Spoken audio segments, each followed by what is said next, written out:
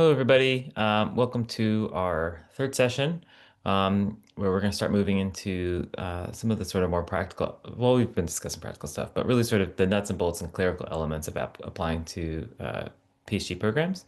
Today's topic is sort of just the overall anatomy of the PhD application and some of those materials and processes, or at least most of them. Um, in the last session, we discussed sort of narrowing a research topic that you might sort of include in your application materials and identifying even potentially a research question specifically. We reviewed where and how to find relevant PhD programs, starting with either the university or programs or with sort of people related to the topic that you're interested in. We discussed how to identify potential faculty advisors more specifically, and we'll talk a little bit more about that today as well. And then we reviewed some of the factors to consider when choosing universities that sort of may be more related to the program or the university or even the geographic region or other broader concerns you might consider. By the end of the session, you will be able to hopefully identify the importance of different components of a PhD application, identify some elements that can strengthen key components of that application, and recognize how to identify strong letters of recommendation writers. Um, and then also begin to anticipate how to manage just sort of the overall application process, at least, again, at least begin to. We won't be able to spend the most amount of time on that, but at least start to. Oh, sorry, slide 5. Um, so the first thing we should say though is that the application starts before that you apply. A big part of to what some one of the things I was just saying, a big part of your all of your application materials, particularly your statement of purpose, is you really sort of need to be starting to think about who might advise you. So before you start really getting in the weeds with sort of filling out certain applications or worrying about what format you're going to use for your CV, you really need to start thinking about who you're hoping to work with. And this is again something we talked about a lot last week. And if you weren't here last week, I'd strongly recommend you review that video. Um, but yeah, so you need to find somebody or ideally at least three people because it's even if it's good to sort of be able to present, and we'll talk about this more next week, who your committee might be for your PhD. So start however you find these professors, whether it's you're starting with the university and then working your way down to sort of individual professors and their profiles, or you're starting with people that you may have read already or who you find in the sources that you're relevant to your research. Begin by looking at, their profiles on department websites. These usually have a lot of information about, what is it that they're researching these days? What are some of their recent publications? Sometimes it'll tell you whether they're recruiting PhD students or not. Sometimes it will, sometimes it won't. Um, but it's still worth looking at them for all the other information that might be there. Um, and also, as we sort of covered quickly last week as well, remember to check their titles. If they are some form of professor, assistant professor, associate professor, that sort of thing, they at least likely can take PhD students. However, if they are a lecturer or a researcher, if that's their job title, they are less likely to be able to take on PhD students to begin with. So that's just something else to keep in mind. Um, you want to sort of find at least sort of a couple, as many as 3 to 5 recent publications, their most recent publications. I say in here probably the ones that are first authored. Doesn't mean you shouldn't look at some of the other stuff that they're doing, but I call out first author just because that is more indicative of what they are sort of their priorities are and what they're working on. If they are if they're maybe second author, maybe they've just got a good collaborator. But if they're, for example, the last author, that's more likely to be maybe their students' work, which is maybe something they're interested in. But if you really want to get a glimpse of what they're doing and their priorities and how they're spending their time to do research, you want to look at what's being first authored by them. Um, and yeah, so their most recent papers, you probably don't need to go back much more than, 3 to 5 years. If you have to go back 10 years to find a publication they first authored, that actually could be a bad sign. It might mean they're not really publishing as much these days. They might be nearing retirement. And so these are sort of just kind of look at what they've been publishing and look at their most recent stuff. Um, Email them is what I would strongly encourage you to do as well once you start to find these professors. Um, Cold calling or cold emailing professors like this can sort of feel daunting, but there's a couple of things to remember. One of the big things is that academics as a general rule love hearing that people enjoy their work. It's it's really rare actually to sort of really firsthand encounter folks who are really excited about the thing that you're doing. Certainly, it's more rare than maybe we would like it to be. So if you have genuine interest or even sometimes better, a genuine question, you're like, hey, I really read this and I'm just really curious about maybe this other facet of the research, then they're going to likely be excited to hear about that.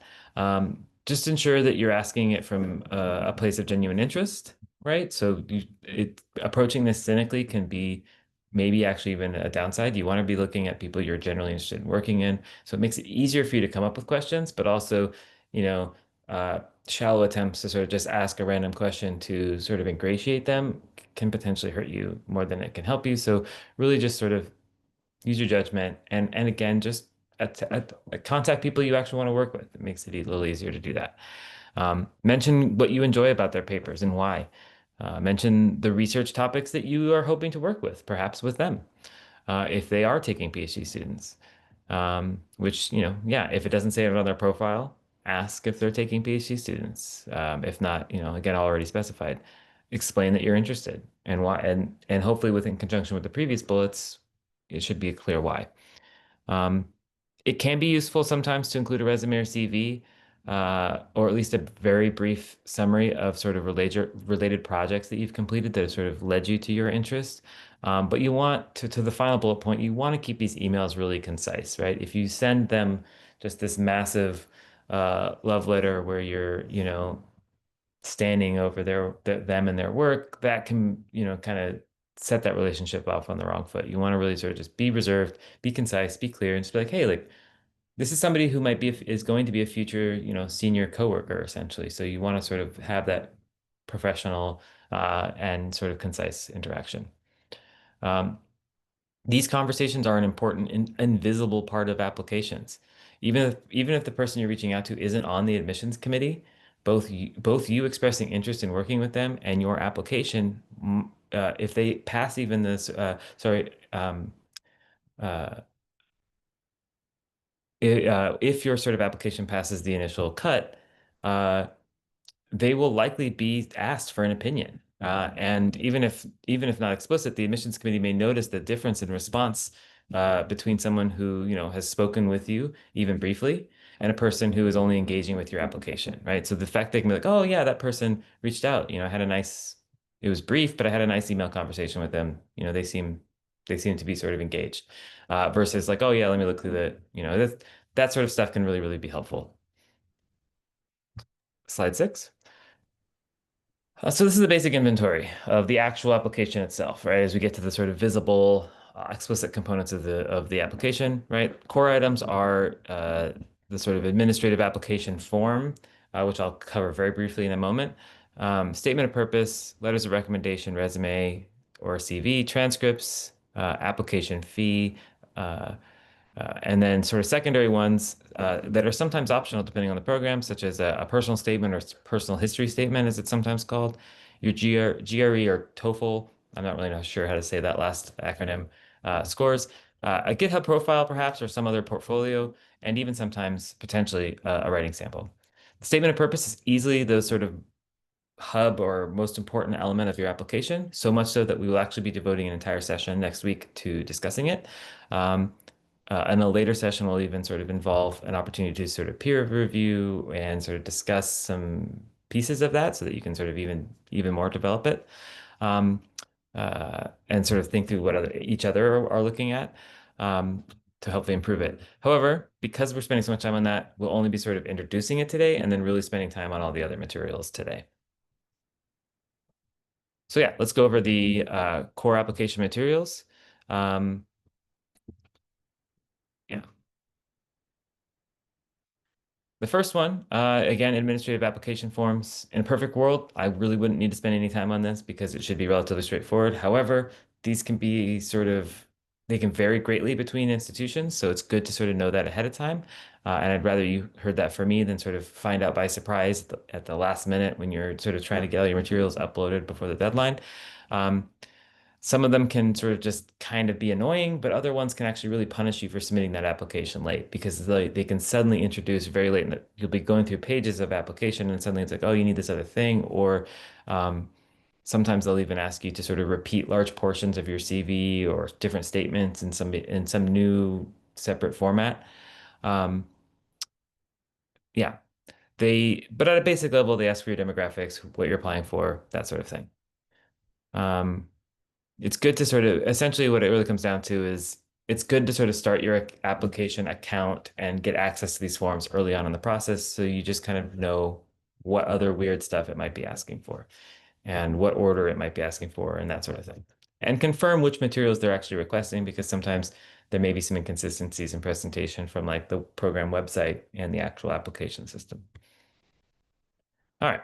Core item two, statement of purpose. Again, we'll go into much greater detail on this in the following workshop. However, just so we sort of begin to introduce it, a statement of purpose is the center of your application. It is roughly equivalent to the cover letter you might submit to a non-academic job. It's the document where you have the greatest opportunity to make your case for being accepted to the program, especially if any other components of your application may, for any reason, appear less than competitive. We'll talk more about this next week, but in my own case, for example, I had several aspects of my application that, could be perceived as weaknesses on paper, that I had to address and explain in my statement of purpose, and or my personal statement. That we'll discuss later. But the core of an SOP is your research, your proposed research, and to reiterate the topics from our first workshop, you are moving from being a sort of customer or consumer of knowledge to an active producer of knowledge. And your SOP is your opportunity to demonstrate your ability to begin that shift by sort of describing what that entails and sort of how you plan to execute that demonstration over the course of the program. Core item three is your letters of recommendation. These letters are arguably the second most important of your part of your application. They are the part where someone other than you sort of helps you make the case that you are worth admitting and, as it says, worth investing in. Because, again, as we covered in the first week, we are generally talking about funded programs where admittance means that these programs are committing to providing you sort of money and resources for a lengthy period of time. You usually need three letters from people who can provide observations and evidence of your character and scholarly and or professional performance. This list here is generally things a good letter of rec will highlight, but these are also things you should be thinking about in your own materials. A good research proposal highlights your ability to plan or solve problems, for example. Evidence of your planned research involves reasoning that demonstrates your intellectual capacity, and so on. Who should you ask for letters? That's another really important choice. This is a short list of people you might commonly want to ask because they are often in the best position to demonstrate meaningful knowledge about you, ideally relevant to your aptitude and performance over time, right? So research mentors, if you've done research projects, either long-term or independent. Um, Internship advisors, if you've done some internships, long-term bosses, especially in related fields, if you sort of had if you've worked a bit before you're doing grad school, and then professors that you've developed some sort of rapport or relationship with beyond the context of doing well, for example, in maybe one class. It helps if the people you ask complement each other in some way and can speak to different elements of your experience. So that they're not just all the same letter from a same kind of person. And we'll come back to this in a moment, but it generally doesn't hurt if someone you ask happens to be a well-known scholar in a relevant field. That's not always an option for all of us, but if you can ask someone, it often won't hurt. Although there are some caveats on that we'll cover in a second. The process of identifying reference letter writers can also help refine and shape personal statements and statements of purpose because getting to know your letter writers might spark you to mention something personal about yourself or a research idea. And we'll discuss this again more next week. And just quickly before we move on, Dan, I just wanted to chime in Yeah, and mention another set of people that you can ask is anyone who you've been involved with for volunteer opportunities. So it doesn't yeah, necessarily have to be paid opportunities too. They can be really valuable assets to your absolutely. application. Yeah, if you're a long-term volunteer, especially again, if it's an organization that is in any way relevant to the sort of research you're hoping to do, that can be really, really valuable. Absolutely. Yeah. All right, so slide 12, sorry. Um, so yeah, so just to sort of help provide some examples for this, who did we ask for letters? So I personally, I asked two professors and a longtime boss. One professor was somebody who I had taken several classes with, including a methods class that could speak to my ability to, perform the methods I hoped to do in my PhD. And I'd also TA'd for them, so they sort of had worked with me in sort of multiple contexts and over a relatively decent length of time.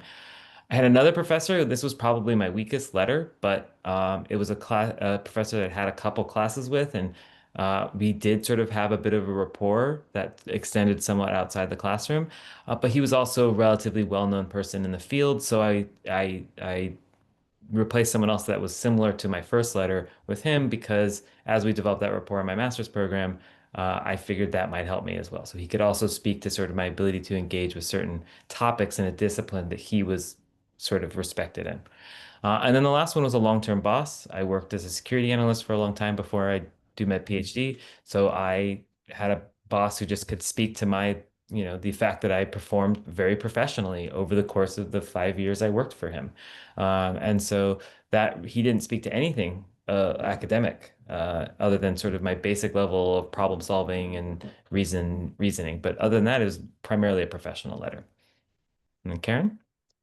Sure, thanks, Dan. So in my case, my letters came from three different professors that I had varying amount of relationships with.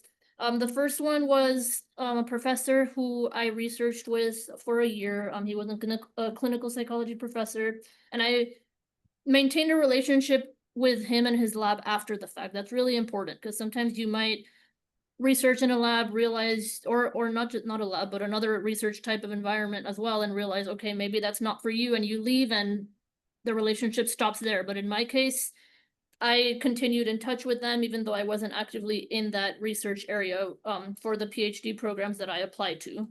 I also asked for a letter from a professor that I took two classes with, and we got to know each other fairly well because I went to his office hours pretty much every week of both of his classes. The way the classes were structured, there was a lot of quizzes that we took, so I went in there to make sure he wanted for security reasons, just to make sure that I was taking the quizzes correctly and that he could answer any questions that I had. And I also really got a better sense of concepts from him. He had to do a lot of things with me tactily because I'm blind. So for example, he took a rubber brain that he had and he took it apart for me to be able to feel the different areas and get a general overview of the brain. So he got to know me better than professors who didn't necessarily go to office hours with.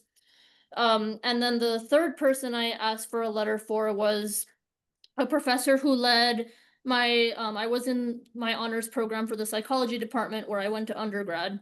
And I had met her over 2 years, took both the honors level classes that we needed to take in order to write a thesis. And at first, the reason I asked her is in addition to taking those classes and being in the honors program is that at first when I expressed interest in applying for the honors program, it she kind of seemed questioning, like, oh, okay, like I guess you can apply for it. So there was the question of like, am I capable of it or not? And by the end of the program, I showed her that I was capable and she was I was fortunate enough to be able to get a letter from her as well. So and she was also the department chair, so that was helpful as well that she was someone in a position of power who could write a good letter for me as well.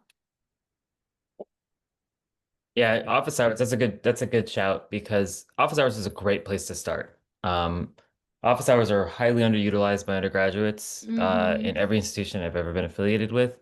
And I promise you, those professors are sitting there lonely, hoping for you to Yep, stop by and just talk to them about something that you think is cool in their class. And it is the best way to start having a relationship and seeing them as humans. I think exactly. beyond sort of just a face at the front of the class. So yeah, strongly recommend that approach. Um, Great. I'll go on to the next slide. Um, we wanted to talk about positive versus strong letters, and this is really, really important when it comes to letters of recommendation. It's important to understand the difference because Like a nice letter or a positive letter is in my experience is relatively easy to get, but it's not the same as a strong letter, and you shouldn't confuse them. A nice letter or positive letter is better than no letter. However, anyone can write a positive letter, and many professors will write them for you if you ask. But a strong letter, on the other hand, demonstrates a greater wealth of experience with you and doesn't necessarily have to be super nice, though obviously the best letter is one that is strong and nice and positive. The primary trait you want to consider in a letter writer is whether they can provide observations of you demonstrating your abilities and or overcoming some challenge related to research, project management, or leadership, or otherwise consistently or persistently performing at an impressive level, especially compared to peers. Compared to peers is something to think about because I can tell you as somebody who's written some letters, it's often asked in the sort of letter writer verge side of the application process. When they upload their letter, they're often asked to sort of rate the person compared to their peers. And so it's good to sort of be for them to be able to sort of speak to that in some way. And if they don't know you very well, they can maybe say nice things, but they don't necessarily write a strong letter. There are some examples of some quick excerpts maybe from different sort of what we mean by this, right? If all they can say is that you did well in the class, that's very nice, but it doesn't tell you a lot about their relationship with you. Whereas if they can sort of walk the person through how they sort of mentored you on this project and that you impressed them over the tenure of that project, or how they watched you with your team in a class or a couple classes, um, or if they can say something like they've known you for a certain amount of years or something like that, automatically that starts to strengthen the letter in some sometimes very meaningful ways. And to sort of illustrate this a little bit more on the next slide, this is an example of this is an actual letter of recommendation that I wrote for a student. I've anonymized it, but this was a student who emailed me for a letter, and I explained to them that I didn't know them uh, very well. They were in a class that I was teaching with 246 people, which is just impossible for me to know everybody. It was online during COVID, so I never met them in person. They never came to my office hours. So if you look through this paragraph, which I won't read all the way, you can either sort of look at the recording deposit, but essentially what it says very quickly is exactly what I could say responsibly. They did do well. They got a good grade. I did anonymous peer evaluations they had a group assignment. I did anonymous peer evaluations. Their teammates reviewed them well. But that's not me saying they were a good teammate. I'm just saying I can attest to reports of them being a good teammate, right? But I could not offer honest assessment of their performance beyond the sort of assessment materials that I had sort of reviewed. And so that was essentially And the whole quickly, letter. What's that? oh, I was just gonna add in quickly just to say it's oftentimes we think of letters as like it's something you write about a person, but sometimes just to add to Dan's point of what he was saying earlier about on the letter side of the application, there's also a so there's a part where people submit the letter, and there's also a part where the letter writer needs to rate the person who's being recommended on certain qualities.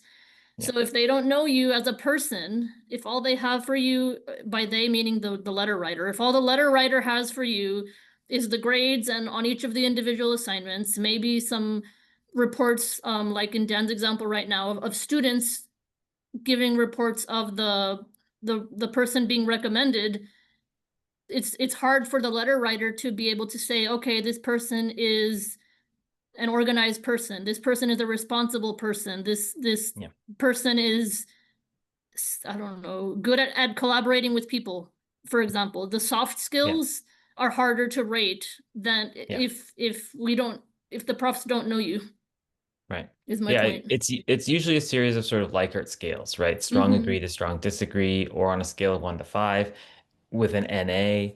And, you can't ask your letter writer to lie, right? And they are unlikely to do so anyway, because you, as an applicant, are rarely able to see what they write anyway. So they won't know if you do or not. You won't know if they lie or not. So they are usually going to be honest. And so I warned the student, I said, hey, listen, if you can't get anyone else to write a letter, I'll write you a nice letter. But I'm just telling you now, it probably won't be a strong letter because you asking me for a letter is the first one-on-one interaction that you and I have had. Um, but they couldn't get another letter writer, so I wrote them a nice letter. This, on the other hand, is about half of a letter I wrote for somebody who I mentored on a research project and worked with for about a year.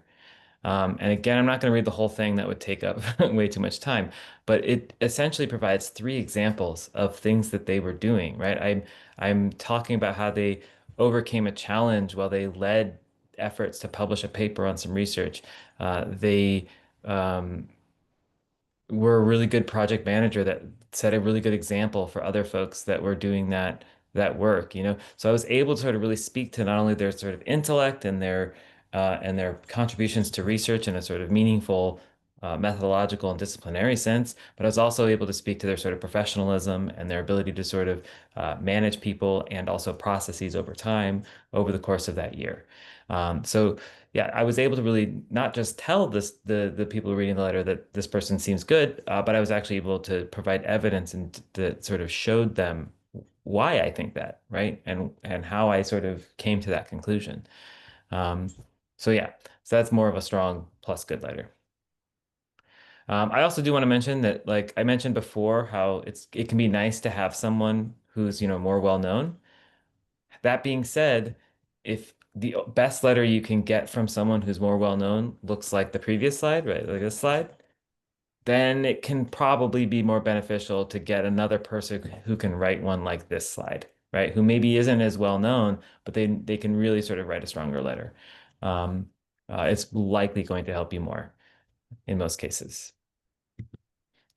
Next slide is when should you ask the letter recommendation? You generally want to provide your letter writer with you want to ask early, essentially is the answer to that question.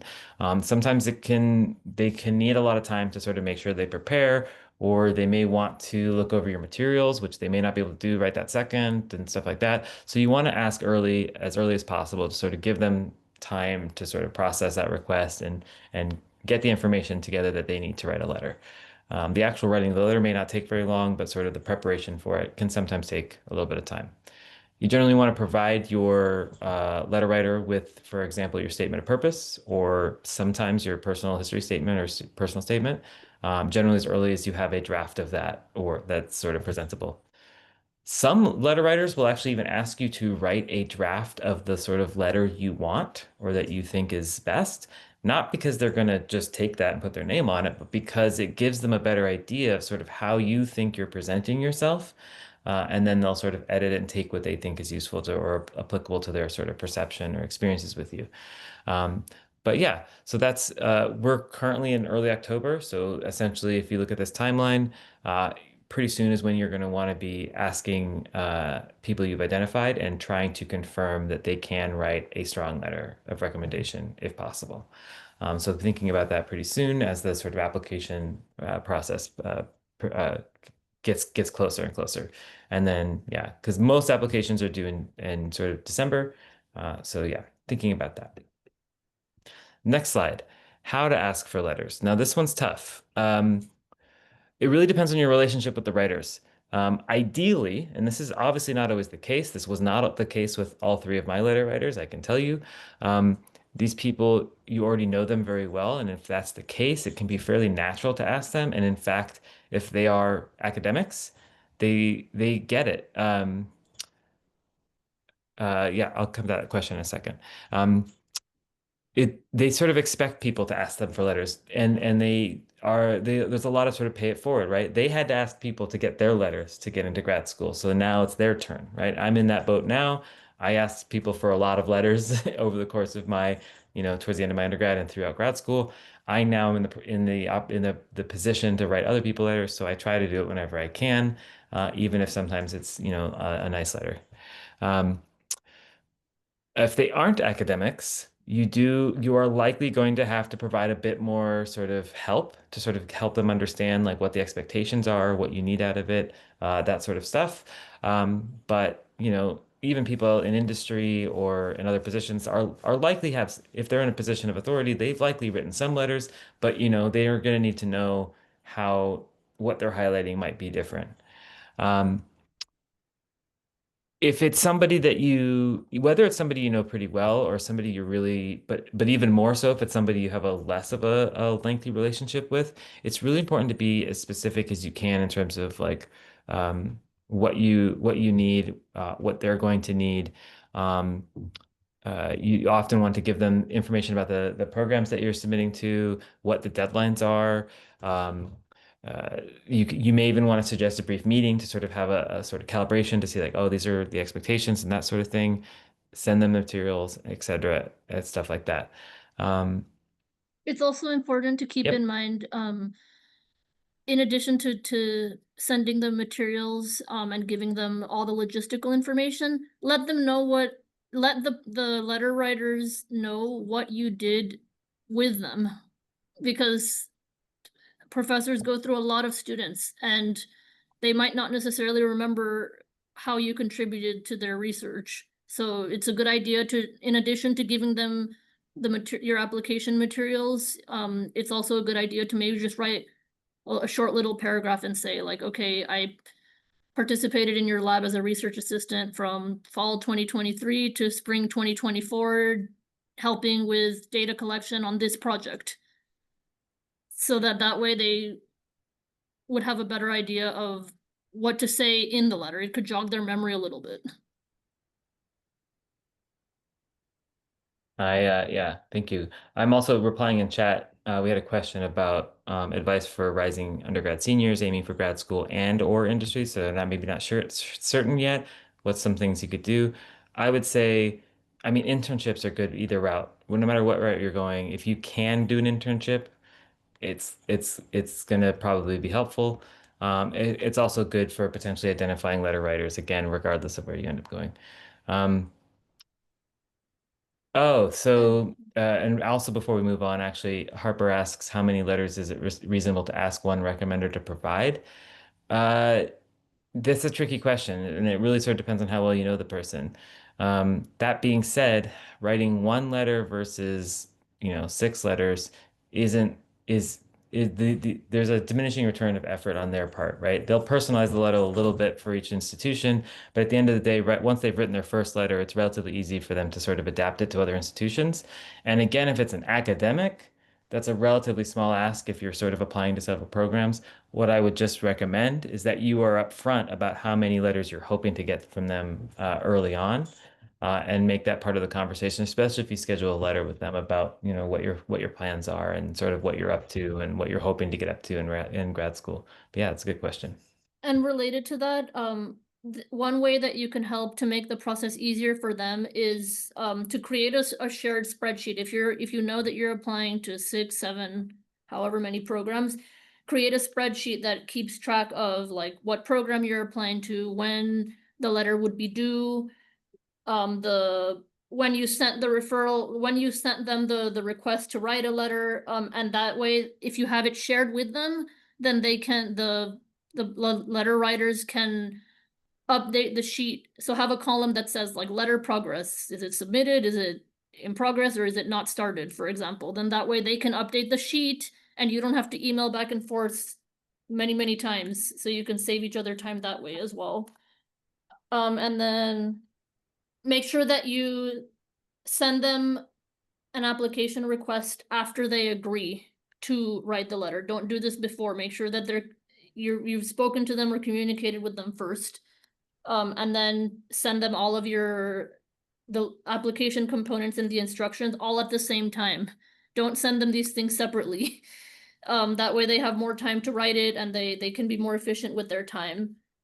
And then also make sure that you ask them for letters after you know what programs you're applying to, and make sure that you do not ask for a generic letter that you say, for example, oh, Professor X, can you write me a letter? I think I want to apply to grad school in the future. Can you write me a letter now and we can just use it in 2 years or something? Don't do that because things might change.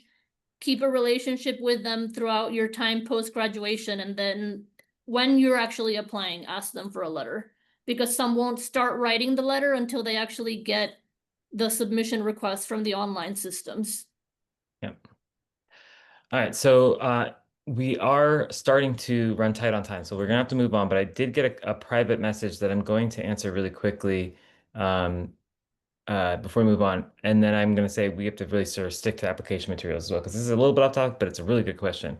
So somebody asked about sort of some of the constraints around sort of if somebody's an international student, for example, right now. And actually, Julia has given the best answer to that question, which is, so thank you, Julia, which is essentially if internships are not on the really on the table or maybe hard for you, look for independent research opportunities. Often, like if your university supports independent studies, find somebody in your department or even another department on campus that you can maybe sort of enroll in an independent study with, and then tell them you want to do a research project, and that can be really, really, really helpful. Um, all right, so uh, I I want to sort of ask this question, and I was hoping to spend a little bit more time on it, but we're going to be kind of rushed. So if we can even get one or two people to maybe answer this question, we can help them as much as possible, but we'll have to be a little bit rushed, which is what questions you have generally, but also about letters, about what we've talked about so far. But also, does anyone want to share or brainstorm some possible letter writer that they're hoping to ask for a letter, and then we can maybe give you some feedback on whether how we think about that choice. It looks like someone kind of put that in the A chat in related terms. question? Mm-hmm. Okay. About, Um, I haven't read the whole message, but something about Yeah, so someone being offered a they're worried PhD. about they've got been offered essentially been offered a PhD position, a PhD student position by someone they're currently working with, which is common. Um, if you're working with someone over a length of time, they can sort of, strongly encourage you to apply and then likely sort of tip the admissions in your favor. And the problem there is that if you want to explore other PhD programs, you still have to ask them for letters of recommendation. What I would say. Um, I don't think you know this person probably better than we do, but I would say most academics would understand that you want to explore other options and that you want to see what's out there. I would also say again, you know them better than me, but I would say if I was in their position, I would say, if nothing else, if you get admitted to another program, you can use that in your negotiation for this program. So there's really no reason for you not to want to explore other options, and most academics would sort of probably support that exploration.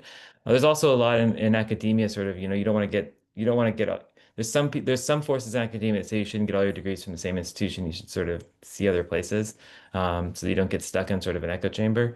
So I would sort of personally sort of, again, the relationship with that person better than anyone, but that I would like to think that they would be receptive to the fact that you want to at least explore other options to see what's out there. Um, and hopefully they would write you a letter both for the program they're sort of hoping to get you into, but also maybe other ones that you're thinking about if you find that there's another place with a really good fit. And for that, I would say look for where you think you're going to be a good fit anyway. Great. I got another question. Yeah, Julie's sort of echoing some of that stuff, so that's good. Nafisa says, how does one choose a niche? I feel like it's equally difficult to find a good specialization as to find a good mentor. That's a topic of if you weren't in our session last week, I would strongly encourage you to go back and watch it because we actually talk about that a lot. Mhm. Um, yeah, interdisciplinary research. It really is sort of just finding out what sort of motivates you, what kind of research motivates you, um, what are the kind of people you want to work with, um, finding, gaps and that sort of thing. But How do I the sort of people complement each other? I resist gap phrasing and sort of thinking about like whose research do you want to build on, right? Whose I had a great scholar describe it as whose answers do you want to improve? Um, yeah.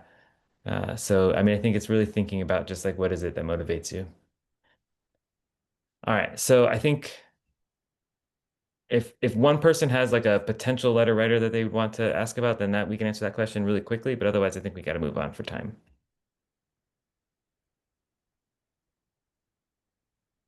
And if not, I'm happy to speak like or email off Yeah, outside I of think the workshop time I about this as well. We're both absolutely happy to have offline discussions. I had a lovely offline discussion with somebody from last week. All right, well, then I'm going to move on because I don't see any posts in there. So slide 19. So core item, again, for resume or CV. Um, this is if you've written a resume or before, it's very similar to that. There's some differences between a resume and CV in that resumes are usually 1 to 2 pages, and they're really sort of expected to just highlight relevant experience and sort of be a really quick summary. Where a CV should highlight relevant experience, but are also intended to be exhaustive. So there's really no page limit. I've seen some CVs that were ridiculous, generally of senior scholars who've been doing this a long time, but still sometimes they can kind of be comically long. And when I say relevant experience, just to be clear, I just mean the jobs, skills, or other activities or experiences that you have that relate to the project that you're sort of hoping to do that you describe in your statement of purpose. Because again, it all comes back to your statement of purpose and what is it that you're hoping to do and where. For example, if you want to research tech support call centers for some reason and you worked in one, that's relevant. You should probably mention that. That's going to help sort of make the case that you're the right person to research those call centers. If you want to do a software engineering project and you have some previous software engineering experience, whether it's by a professional or just sort of projects, that's something that you need to sort of make sure is highlighted in these documents. Sometimes it's as close and convenient as those examples, but sometimes you can sort of make a case for something that's seemingly unrelated at first that actually sort of informs the project that you want to do, and that's sort of valuable to include and then potentially expand upon in your statement of purpose or personal statement. Um, yeah, so basically, yeah, work experience, research experience, that sort of thing. The key point is that they should be sort of clear, well organized, and sort of present that information effectively. I'll What just goes on a quickly say, resume? What's it? oh, I was just gonna quickly add, I know we're short on time, but make sure that as you all move through your studies, you keep separate versions of your CV and your resume, because yes, we say that they're similar and they are, but they also have some differences, so I would definitely suggest like keep separate versions. It's not, the CV is not identical to the resume. Yeah, I actually even for a long time, it's less relevant to me now, but when I was earlier stages, I kept a sort of master document that was neither really CV nor resume, and it was just sort of like anything I could think of that I'd done that somebody might care about. And it was just that Mhm. master list. And then I had a sort of resume format and I had a CV format that I would sort of curate based on that master list, based on what I needed it for, which is also a potential strategy. So yeah, what goes on a resume CV? Relatively straightforward. Your educational background, degrees you may have. If you did a sort of associates before your bachelor's, you may want to put that on there, as I did. Research and internships, again, relevant employment. You don't necessarily need to list that you worked at a lemonade stand, for example, that might take up more space than you need. And it may not be relevant unless you're, again, researching lemonade stands. Um, Independent studies or independent projects that you've done that are, again, relevant to the story you're trying to tell. Other sorts of projects, uh, competitions or awards that you've received that are relevant. Again, skills, especially on a resume, that's a common sort of section on a resume. CVs don't as often have like a skills section. It's more they sort of more prefer to see the demonstrated output of those skills or sort of the application of those skills rather than just a list of skills. Teaching experience can be relevant, and then just sort of potentially, depending on the program, personal portfolio or activities, and then relevant service. And when I say service, I mean extracurriculars, volunteer work, as Karen mentioned earlier, and that sort of thing. Um, yeah, and just when and where and how those occurred. This is an example. This is a sort of, I tried to recreate my CV that I used for grad school quite some time ago. I don't think it's a exact replication, but it's pretty darn close. Um, and when I tell you, I do not believe I got into my program on the strength of my CV alone, is what I can definitely tell you. I had a lot of teaching experience for someone going into a PhD program, which I do believe helped me to some extent. Um, but in my statement of purpose and my personal history statement, I had to explain certain apparent lacks of evidence of research experience with only really one good visible line item for it. And in hindsight, if I sort of got hung up on at the time at the lack of published research, and I tried to sort of shore it up by just listing as much other stuff as possible. And if I could go back in time, I would actually condense a lot of the teaching stuff to take up less space and sort of have a section for projects that sort of better demonstrated my research experience up to that point, which wasn't massive, but did exist better than what is displayed on this current document. And then Karen, yours? Are you good? Okay. So, in my case, you can see there's a lot of different sections that I included in mine. I'll focus on what I would change, for the sake of time. So in my case, I would have created a professional development section, to talk about the different educational programs that I participated in. I put them under research methodology. That's probably less appropriate thinking back. In terms of presentations, for anyone who has presentations, I would use your judgment in terms of the order in which you put these presentations, because all of the other parts of my CV were in reverse chronological order, so from most recent to oldest. But my presentations, I put the other way around. I put from oldest to most recent because it turns out that the most prestigious presentation I had made at the time of applying to grad school was one of my first ones, that I had listed. So use your judgment in terms of your presentations and what you list.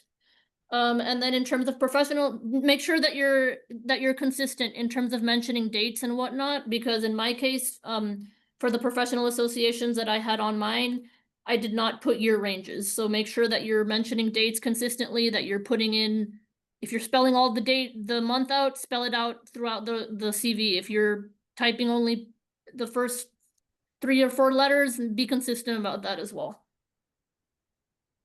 Yeah. So moving on to the next slide, and I'll address the two quick questions in the chat, which is CV takeaways. It just should be clear. It needs to be organized. You just saw two formats. There are lots of other formats.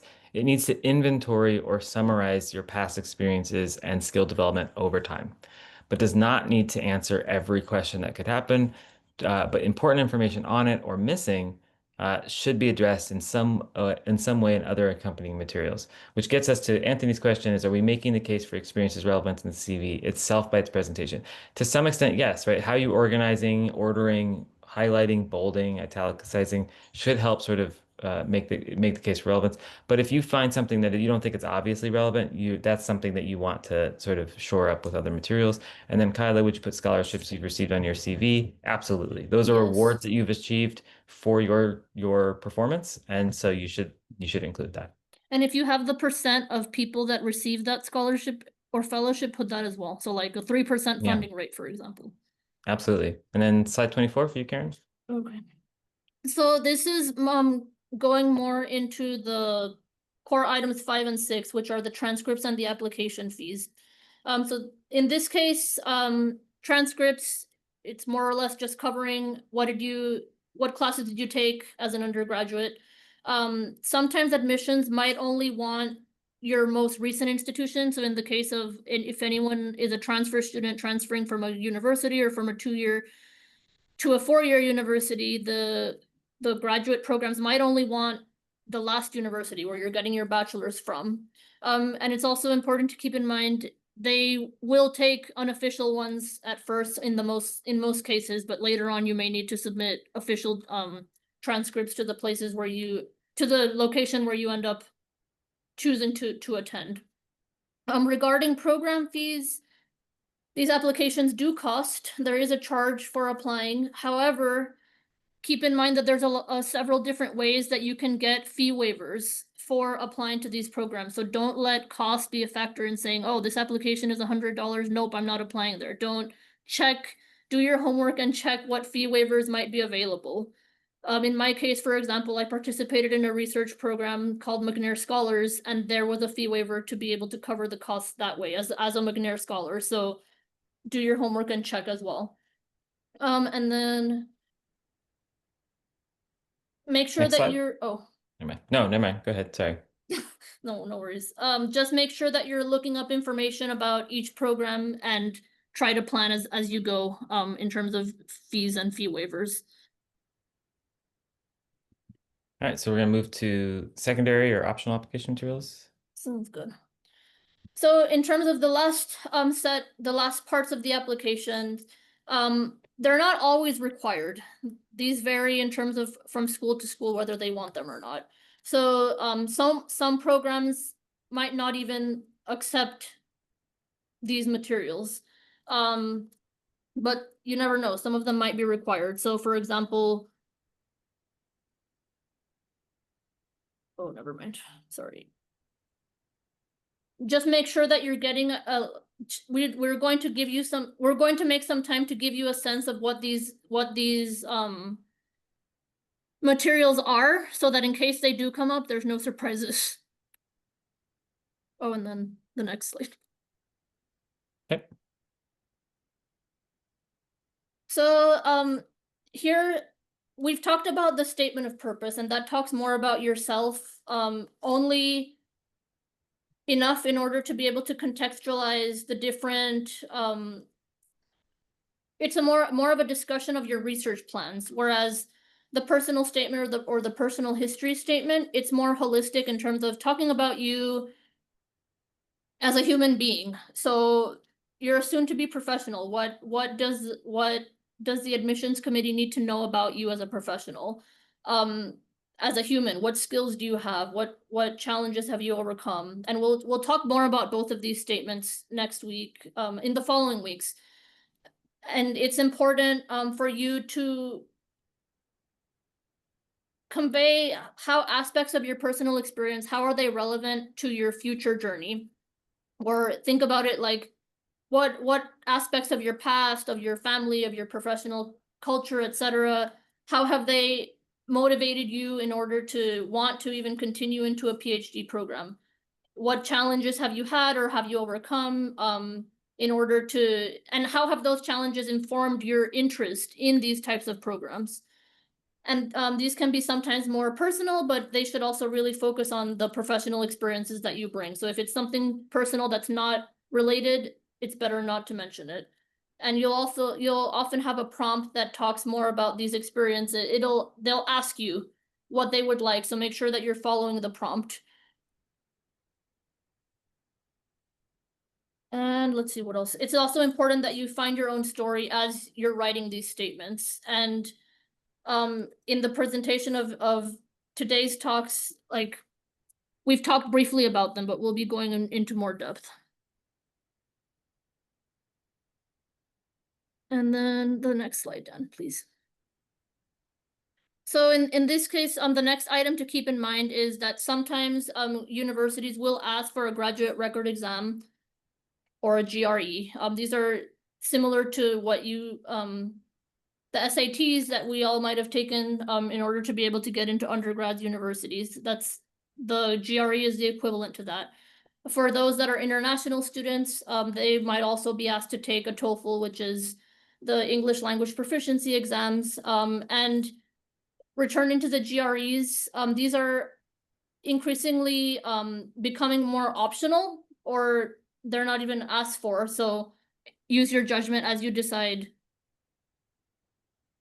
Oh, that's a good question. So I believe when I took the GRE, there was a math component, a verbal component, and a math component. That's the more general version of it, but I think there's also other ones that you can take. If I'm not wrong, Dan, feel free to Yeah, chime in. the general GRE is a two-component test, and it's math and English, just like Karen said. And then there are some disciplines that have specialized GRE sort of supplementary tests, like chemistry, for example. Um, that being so, if you're, I would Check the start by applications and see if they're yeah, start asking by for looking at them. it. But again, they're increasingly not required or even sort of not accepted. Other than those specialty ones, those ones. But look at the application requirements at the programs you're interested in, they'll tell you. Or worst case, if it's not clear, start an account for the application process and start looking through there, and it'll tell you whether or not you need it. Um, Unfortunately, if you haven't done the GRE test at this point, some sad news is that it's you have to sort of schedule them and then take them, and It takes it may time. not be there may not be time before December to get it done. Um, but yeah. I'm good, Dan, if you want to. Cool. Next slide. Yeah. Okay. So another set of items to keep in mind is that sometimes you might be asked for a GitHub in the case of computer science programs. Again, these are optional. Sometimes you might need them, sometimes you won't. Or a portfolio, which it's more for design focused programs. This is where your GitHub or the portfolio might be more helpful. And if you have either one, it could help your case to link it on your CV as well, and to reference these items in your statement of purpose as well. And another item that may or may not be asked is the writing sample. I was not asked for a writing sample. When I was applying to psychology programs, the writing that I had to submit was the statement of purpose and the personal history statements, but I never had to submit a writing sample, and it varies. We They're did a very search. uncommon, but they it does happen, or at least as an optional. It's rarely required in computing. Yeah, same in psych. Okay, the next slide. Okay.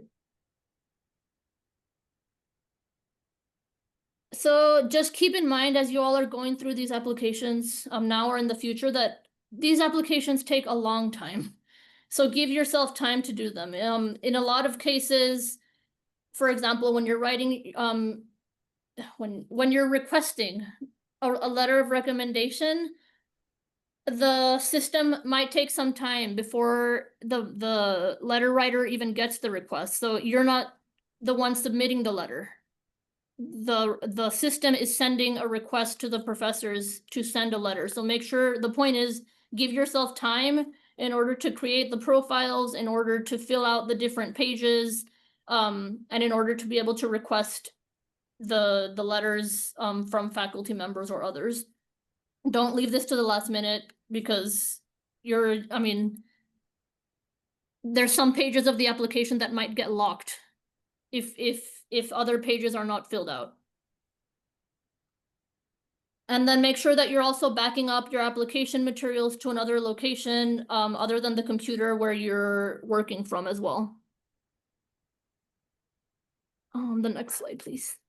Real fast before we move on, Oh, Julie okay. was kind enough to drop a link to these spreadsheets in chat, but you can also use the QR code that's on the screen. But basically, if you want to sort of take these templates, they're free for you to copy. They're just copied to your own drive, that sort of thing. Yeah, just as one method to potentially track this stuff. All right, next slide's on.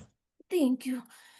So here, we're showing some spreadsheets that you can potentially use, in terms of Oh, sorry, that was the one we were on or before. were you on the, oh, okay, I was like, what? Oh, you're right. I accidentally skipped it. So Karen was just talking about this slide, which makes way more sense.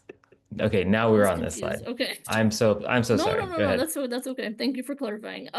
So there's two different spreadsheets that we have. There's a spreadsheet that you can use to keep track of your applications, and some of the different headers that you might want to include on there are like the schools that you're applying to, when are they due, how many days are left before the applications need to be turned in, where do they need to be turned in. That's one spreadsheet. Another spreadsheet you might think of using is one for going back to the recommendation letter writers, sharing a spreadsheet with them and including contact information like their name, their email address, or your name rather, your name, your email address, your their status on. Let me start this over. I'm getting myself confused. So you need to write the letter writer's name, the letter writer's email address, and then a column for the status of the letter and where do they need to submit the letter. And it's a good idea if you're using if you're requesting letters from more than one faculty member, create a separate tab per faculty member. And that way they can just update their tab separately. You only have one shared spreadsheet for them to submit. That'll just make it easier. And yeah, that's it for this slide. Okay, last slide. Yeah. Thanks, yeah.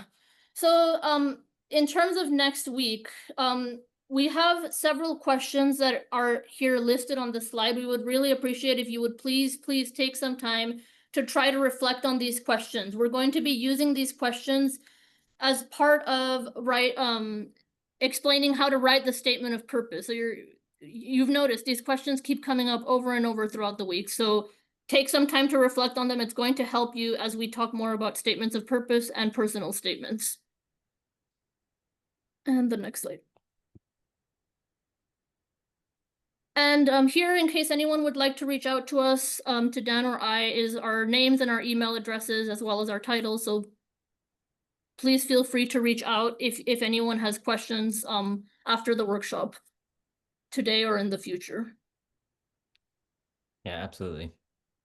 And then for the feedback slide, please, we would really appreciate if you would take some time after the workshop. It only takes about less than 5 minutes to just answer 5 questions that we have for you, just to be able to get some feedback on what's been working well from these workshops and what you'd like to learn more about. And lastly, please stay connected on social media. We have our different handles listed on this slide as well. And we are over I'll leave time, that. so Yeah. Well, thank you, Julia, for posting that. yeah, thank you both. This concludes the end of the workshop. I know we're a little bit over time, but Yeah. I'm happy to stay if This anyone one has was a quick packed one. questions. It was the most sort of dense clerical presentation, so we apologize for going over a minute.